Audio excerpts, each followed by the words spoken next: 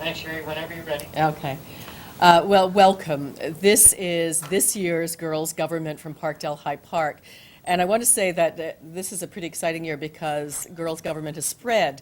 We have Ms. Donna Cansfield, who's doing Girls Government in her riding. She's liberal. And Ms. Christine Elliott, who's a progressive conservative, who's doing Girls Government in her riding.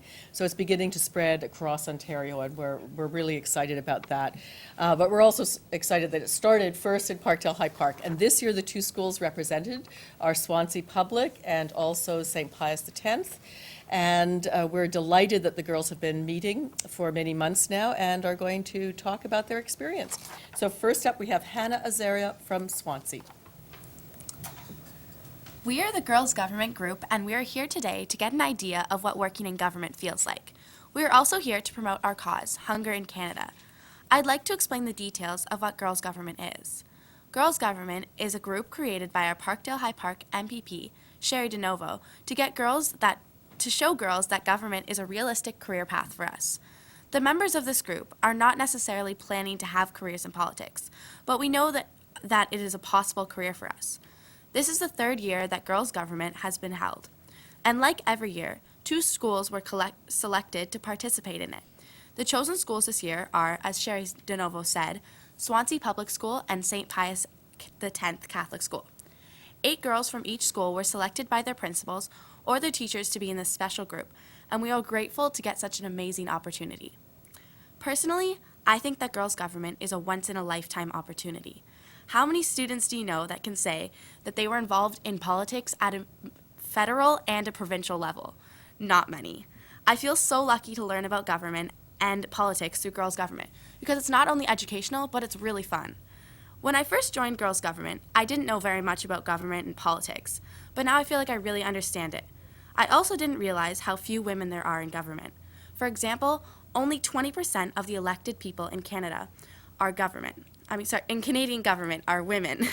It seems wrong, seeing as about 50% of the Canadian population is female. Women should be equally represented.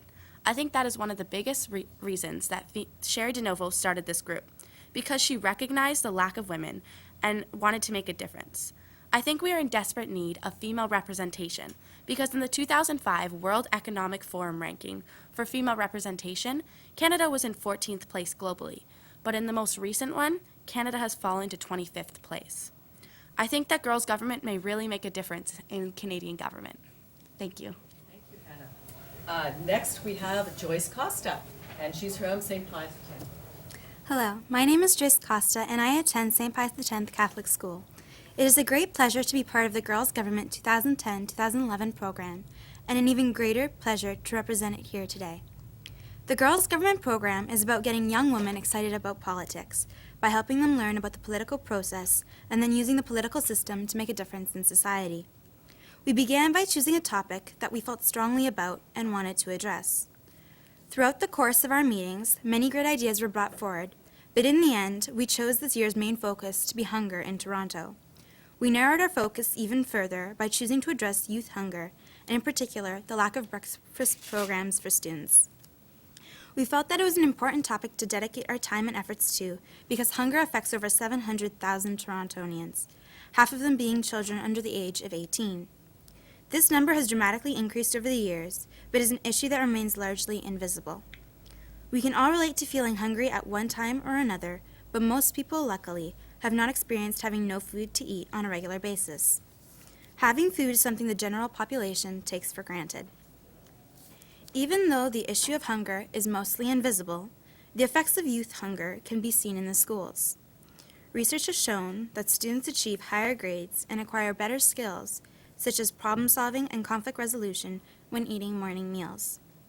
Children who do not eat breakfast get lower grades and are more prone to bad behavior, conflicts, and tardiness issues. We would all like to believe that all children have access to food and eat breakfast every day. However, the sad reality is that many students do not have access to a healthy breakfast, the most important meal of the day. Knowing this, we did much research and came to the conclusion that placing breakfast programs in public and Catholic schools in the Toronto area would be the major part of the solution to youth hunger. With the help of Cheri DiNovo and Butila Carpochi, We plan to make use of the political process to petition the government to establish breakfast programs in Toronto schools. Nutritious foods such as milk, cereals, and fruits would be served to all students who wish to participate in the programs, ensuring a proper start to the school day. Students would not only benefit by not feeling hungry, but there would be an overall improvement to the students' health, and the program would help them to develop appropriate nutritional habits. The students would also be better able to benefit from the educational system. This would be the key to their future and the future of our society. We hope that by meeting with the Minister of Education, we will be able to proceed with our plan and succeed in our goal, if not by the end of this year, then in the near future. Thank you. Our next speaker is Cheri. Hello, my name is Cheri, and like Cheri DiNovo said, I'm from Swansea Public School.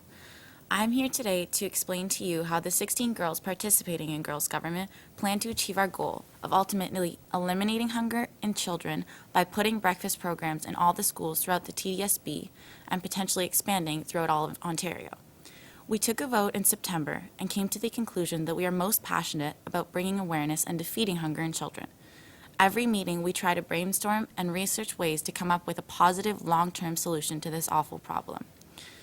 To achieve our goal, we held a meeting with a representative from the breakfast program.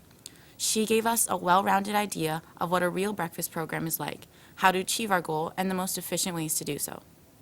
Also, we went into depth about the kind of breakfast programs we would like to install. What we would like to ask from the Minister of Education is their emotional support and her financial support as a partner to help us get breakfast programs into schools and help the many children who are going to school hungry. We would like to create partnerships with existing programs such as the breakfast program and hopefully others. I can't imagine getting up every day not knowing if I'm going to be fed before I leave for school. And it is sad that in such an amazing country like our own, this is still a bad problem. We are all quite aware that the chances of eliminating hunger completely are slim to none, but we figure that if we educate and bring awareness to people about this issue, it might inspire them to make a difference. Thank you. Thank you, Cheri. And last but not least is Bianca Harvey, and she's from St. Pius X. Hi, my name is Bianca Harvey. I'm a grade 8 student at St. Pius X School. The outcome Girls Government hopes to achieve are on many levels. On one level, our ultimate hope is for